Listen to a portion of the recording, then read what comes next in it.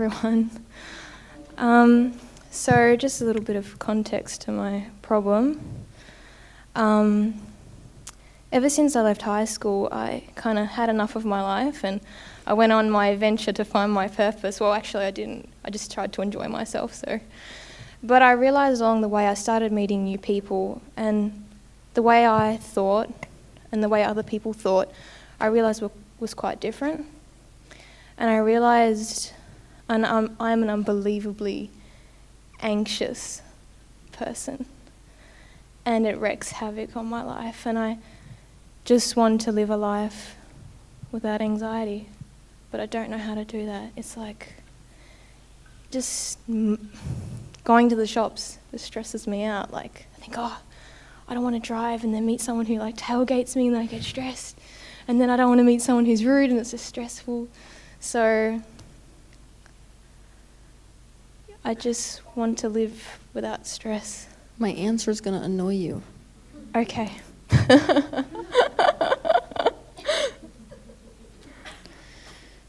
Anxiety is subject matter rising from the subconscious to the conscious. Right.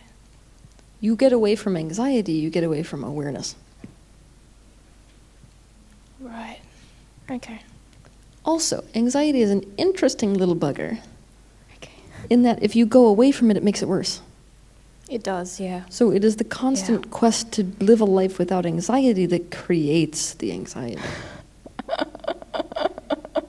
Okay. So the solution to anxiety is to radically decide to experience anxiety. I have on occasions tried to, what you've recommended, to really sit with the emotions but you know what happened actually? Last year my poor cat passed away, and it was so he was like my child, and I ended up, well, at the time I didn't realise it was a panic attack, but I actually couldn't breathe. Yep. And I ended up going to the doctors. They thought I was having an actual heart attack. Like, I'm not joking, they actually thought I was having a heart attack because my breathing was so laboured for so many weeks. They just were like, but there was nothing medically wrong with me. And then I come to the realisation, oh my God, this is actually a panic attack. Mm-hmm. And They're then fun, huh? Oh my God, it was the most stressful thing. And then I was like, that's it, I gotta sit with this. I literally locked myself in my room and I'm like, I'm sitting with this, that's it. It was so bad. But then I kind of felt better after 3 days of doing that. Mm-hmm. Literally, I sat in my room, I was like to my parents, don't come in, I'm concentrating on my anxiety, and just lying there. It was ridiculous. I like you. But yeah, it actually, in a funny way, started to wear off. Mm-hmm. But I still,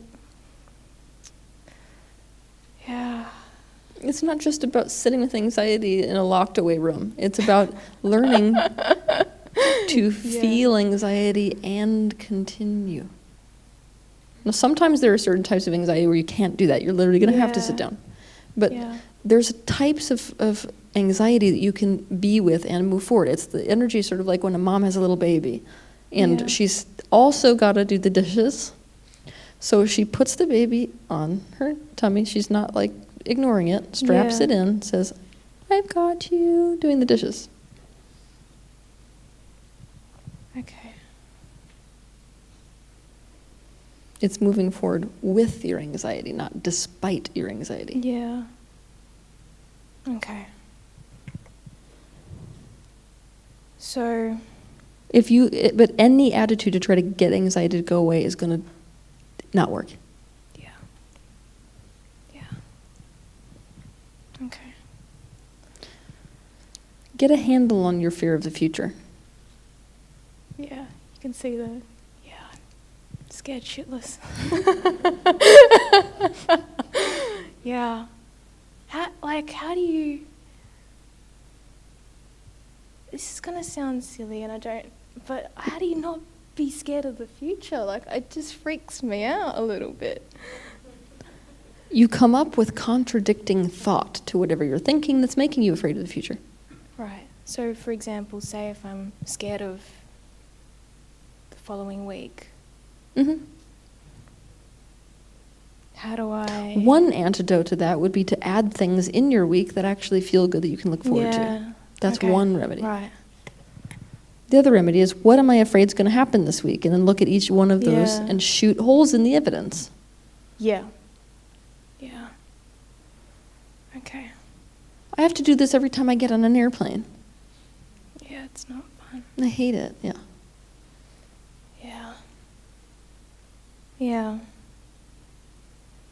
I suppose I've been kind of on the right track, actually. Yes, you Because have. I've really, what you've just said, I've actually really seriously been thinking about. So I'm glad You're on the right track. Yes, good. Yeah, thank God. All right, so practically Do you have anybody who can be with you with the anxiety or no? You see, my entire family is a bunch of wogs, full of anxiety. You know, everything's stressful, everything's an event. I understand, yeah. So I think my entire family is highly strung, and hypertension is just... Mine too. Oh, really? Oh, really?